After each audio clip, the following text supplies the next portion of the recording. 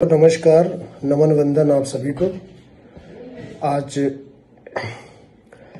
अतिथि देवो भव के विषय में मैं चर्चा करना चाहूँगा कि अतिथि हमारे जीवन में क्यों बहुत ही इम्पोर्टेंट होते हैं और उन्हें हम लोग देवता जैसे कैसे पूजते हैं, यानी उन्हें हम भगवान के तरीके से हमारे एक समान है।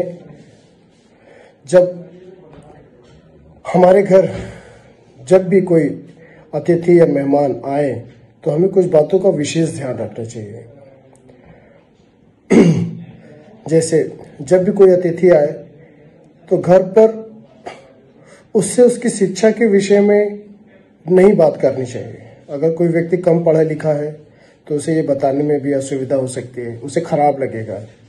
तो इन बातों को हमें बहुत ध्यान रखना चाहिए जब भी कोई अतिथि हमारे घर आता है। दूसरी बात मैं ये बताना चाहूँगा कि मेहमानों से उसके गोत्र जाति के विषय में जानता है तो अच्छी बात है, नहीं जानते तो बहुत ज़्यादा दबाव नहीं देना चाहिए, पूछना नहीं चाहिए। इस बात से व्यक्ति असहज हो सकता है, उसे जाति बताने में परेशानी हो सकती है क्योंकि उसे किस संस्कार में, किस परिवेश में वो पला बड़ा है। तो इन बातों को भी हमें विशेष ध्यान रखना चाहिए। तीसरी बात ये कि घर आए अतिथि से उसकी कमाई के बात में नहीं पूछनी चाहिए। आप अपने कर्म पे विश्वास करिए, वो क्या कमाते हैं, क्या करते हैं, हाँ जानकारी रहनी चाहिए। लेकिन बहुत लोग डायरेक्ट टू द पॉइंट पे पहुंच जाते हैं, पूछते भाई आप क्या कमाते हैं, कितना कमाते हैं। इन चीज़ों को अवॉइड करना चाहिए। यदि उसकी कमाई हमारी तुलना में कम होगी तो वो शर्मिंदा होगा, तो दोबारा वो, मुझे ऐसा लगता है कि दोबारा वो आने में हिचकिचाएगा या नहीं आएगा। तो इन सब विशेष बातों को थोड़ा सा ध्यान रखने की ज़रूरत है क्योंकि आदि सनातन काल में हमारे आर्यावर्त में एक परंपरा रही है कि अतिथि को ईश्वर के समान माना जाता रहा है, जो किसी भी वर्ण से परे है। इसलिए हमारे शास्त्रों में कहा गया है कि अतिथि देवो भव। इसी मान्यता के अनुसार हम जब भी सनातन में का सम्मान करते हैं तो एक हमारा कर्तव्य बनता है। ब्रह्मराष्ट्रीकम, जो कि आगामी दिसंबर माह में ही हम लोग एक अंतर्राष्ट्रीय अधिवेशन के रूप में करने जा रहे हैं, इस सिद्धांत को इन्हीं सब अपने सनातनी प्रथा के बारे में, संस्कारों के बारे में चर्चा होगी। उसके लिए हम उनकी सारी मान्यताओं के प्रतिबद्ध भी हैं। हमारी भारतीय संस्कृति की ये परंपरा रही है कि हम अपने अतिथियों को देवतुल्य मानते हैं और अपने सामर्थ्य के अनुसार उसके स्वागत, सत्कार, अभ्यर्थना में कोई कसर नहीं छोड़ते।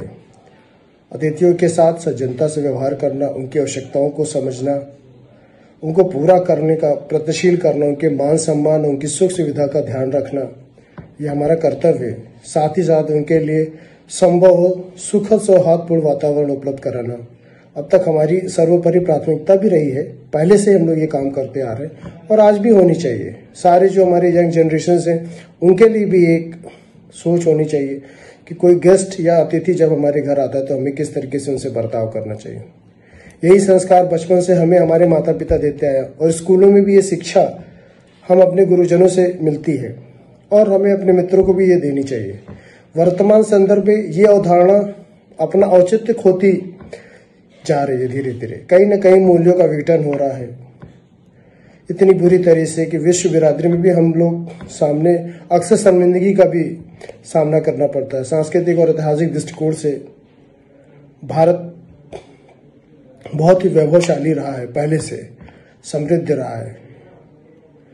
यहाँ के छोटे छोटे गांव, कस्बे, अतीत के गौरव अनमोल सभी गाथाएं हैं, बहुत सी कहानियां हैं। पर्यटकों को हम लोग चाहे तो लुभा सकते हैं कि जैसे कि मैं काशी का हूँ तो काशी तो वैसे ही आध्यात्मिक और धार्मिक नगरी कही गई है। अति प्राचीन नगरी होने के कारण यहाँ पर तमाम सी ऐसी, चाहे गंगा जी का घाट हो या तमाम सी ऐसी जगह है जहाँ पर लोग आते हैं, तो हम लोग तो खुले मन से उनका स्वागत, अभिनंदन करते हैं। उनके आने से लेके जाने तक का विशेष ख्याल रखते हैं। पर्यटन के दृष्टिकोण से अतिथि देवो भव का जो किनारा चरितार्थ किया है वो भी उस लिहाज से बहुत महत्वपूर्ण है।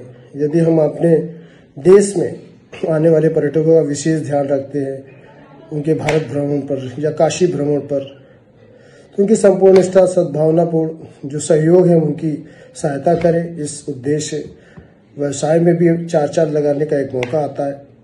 तो इन सब बातों को बहुत ध्यान में रख करके हम लोग अतिथि देवो भव को अपने संस्कार के अनुरूप हम ले चल सकते हैं। जाते जाते यही कहूँगा कि अपने सनातन के रक्षार्थ में हम निरंतर अग्रसर होते रहना है, तभी हमारे आदि सनातन को स्थापित करने वाले हमारे जो पूर्वज जो मनीषी थे उनका आशीर्वाद भी हमें इसी बहाने सदैव प्राप्त होता रहेगा, जिससे हमारा कल्याण और राष्ट्र का भी उत्थान होगा। सनातन हमारी प्राण है, हमारी संस्कृति है, हमारी चेतना है, हमारा संस्कार है। तो सत्य ही सनातन है, अर्थात जो सत्य है वो सनातन है। तो सत्य को स्वीकार करना है, हमें अपनी सनातन परंपरा को इसी तरीके से आगे बढ़ाना है। ये शिव की नगरी है, वो हम लोगों को शक्ति देती है। बस मैं अपनी वाणी को यही विराम दूंगा। सत्य सनातन की जय हो। हर हर महादेव।